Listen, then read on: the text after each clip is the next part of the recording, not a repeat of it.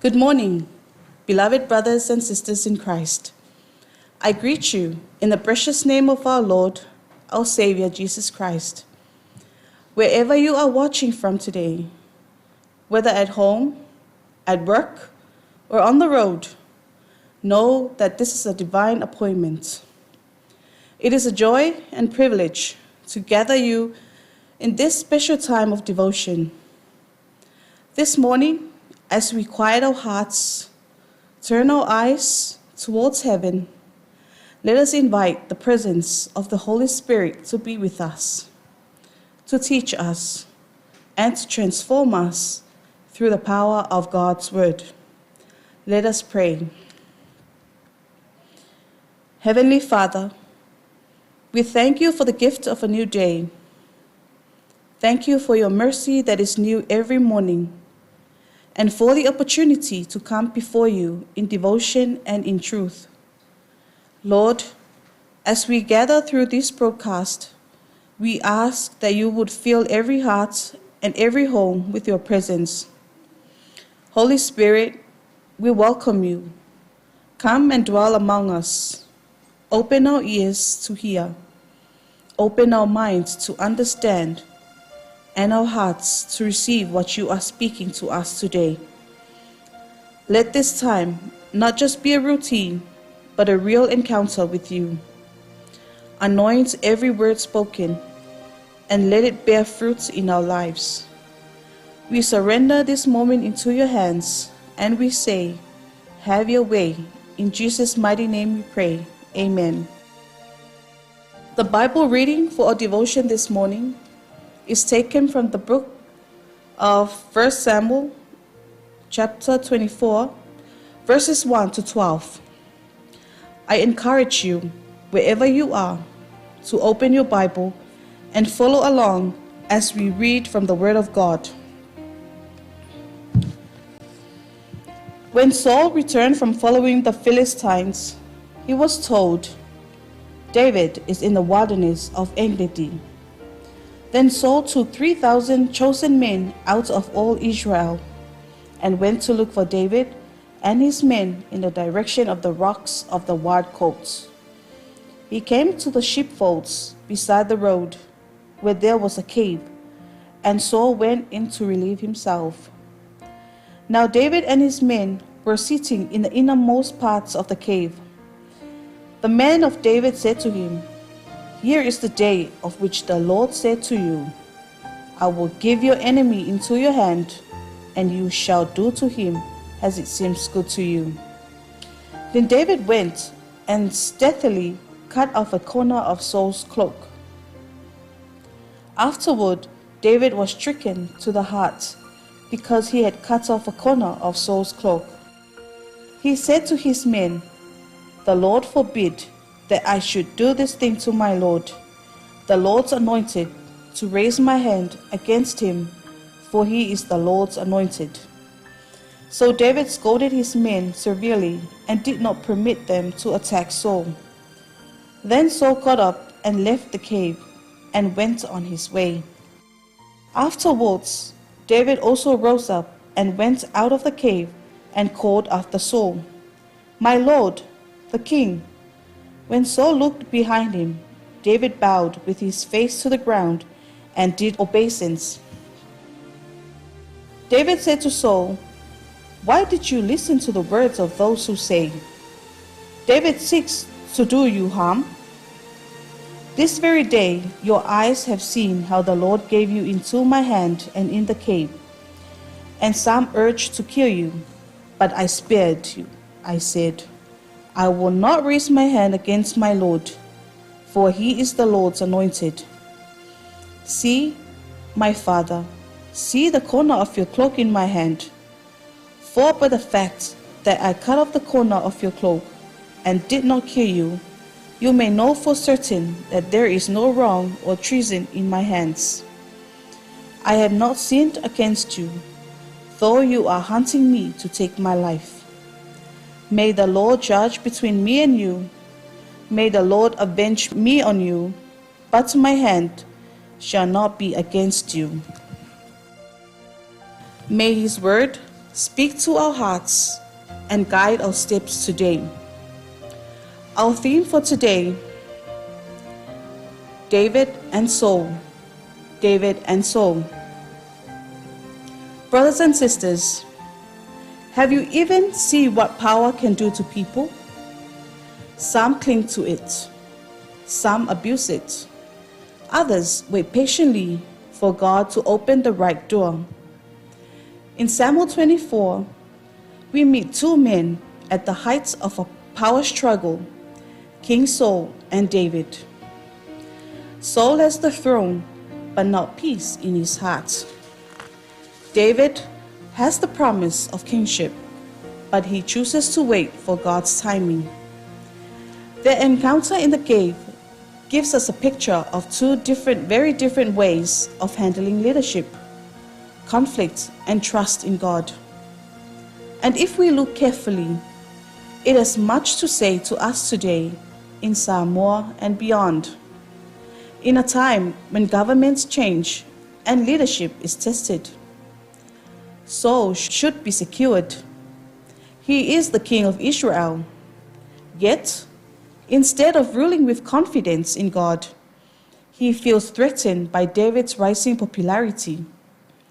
Fear grips his heart, so he spends his day chasing David instead of governing his people. Fear leads Saul to see David not as a loyal servant, but as an enemy. Fear blinds him to truth and drives him to act unjustly. We see this same spirit in the world now. Leaders can cling to power out of fear. Fear of losing control, fear of losing honor, fear of being replaced. In Samoa, with the arrival of the new government leadership, we know the transition has been without tension. The temptation is always there for leaders to guard their own status rather than serve the people. But fear-driven leadership always divides, it never unites. Now look at David. In the cave, the tables turn. He has the perfect chance to take Saul's life. His men even encourage him.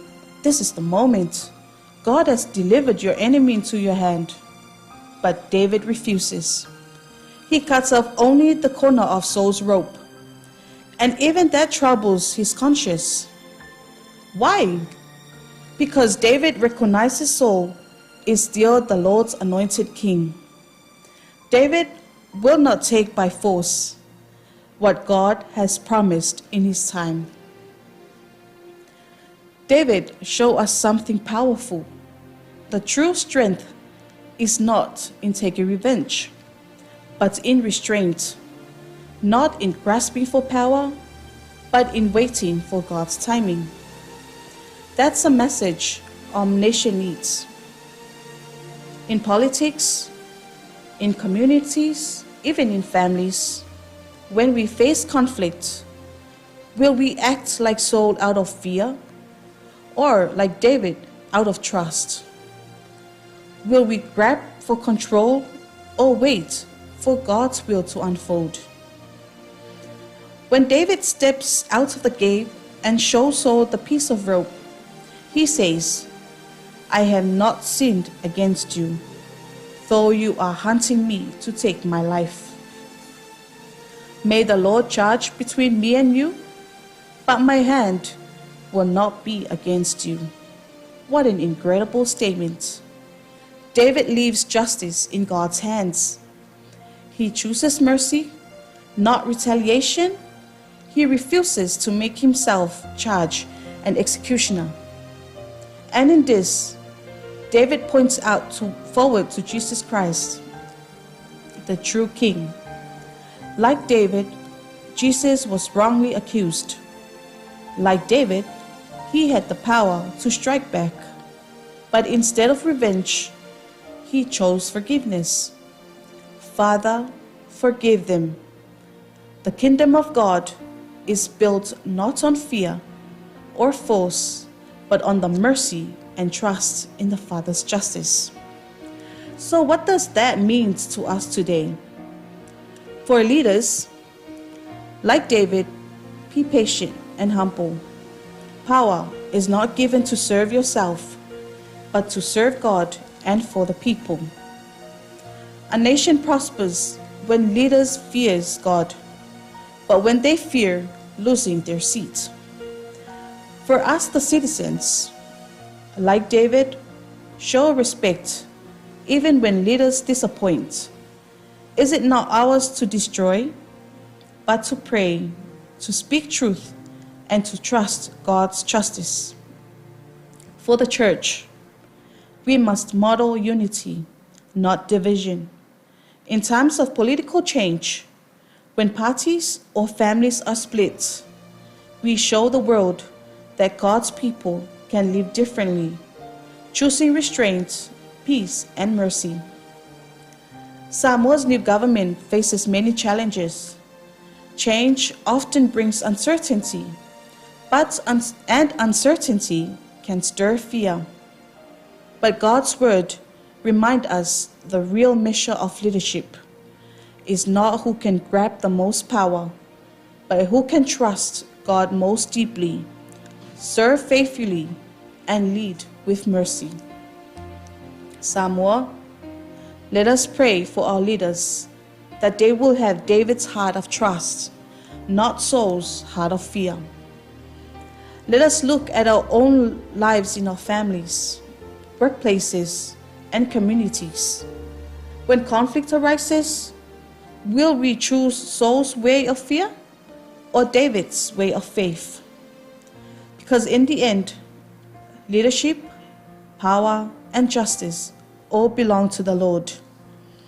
Our task is to walk humbly, trust Him fully, and reflect the mercy of Christ. Amen. Let us pray. Heavenly Father, we come before you this morning with hearts full of gratitude. Thank you for the gift of a new day, for breath in our lungs, for strength in our bodies, and for the opportunity to gather in your presence. Lord, as the sun rises, we are reminded that your mercies are new every morning, and your faithfulness never fails. We lift up your holy name, O God, for you are worthy of all praise. You are the Alpha and the Omega, the beginning and the end, the creator of heaven and earth. From the rising of the sun to its setting, your name is to be praised.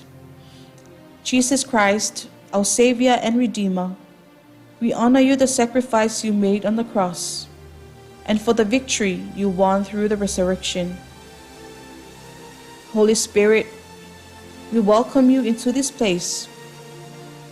Come and fill our hearts, guide our worship, and align us with the will of the Father. Lord, we confess that we have not always walked in your ways. We have spoken when we should have been silent, and we have remained silent when we should have spoken. We have held back love when we should have poured it out. Forgive us, O God. Wash us clean and make us new. As the morning light breaks through the darkness, let your forgiveness and grace shine upon us, renewing your spirits. Father, we lift up to you the needs of this world. We pray for peace when there is conflict, for healing when there is sickness, for comfort when there is sorrow, and for provision when there is lack. Bless our families, our communities, and our nations. Strengthen the leaders of our country with wisdom and justice. Protect those who serve in dangerous places, Lord. We especially remember those who cannot be here with us today. Surround them with your presence and remind them that they are not forgotten. As we step into this day, Lord, we commit our minds, our hands, and our hearts to you. Guide our steps so that we may walk in love. Open our eyes so that we may see the needs of others. Guard our tongues so that we may speak words of life. May our work, our conversations, and even our thoughts bring glory to your name. We place this service and this entire day into your hands, O Lord. May everything we do be a fragrance offering to you. Strengthen us in faith, anchor us in hope, and fill us with your love. We pray all of this in the mighty and precious name of Jesus Christ. Amen.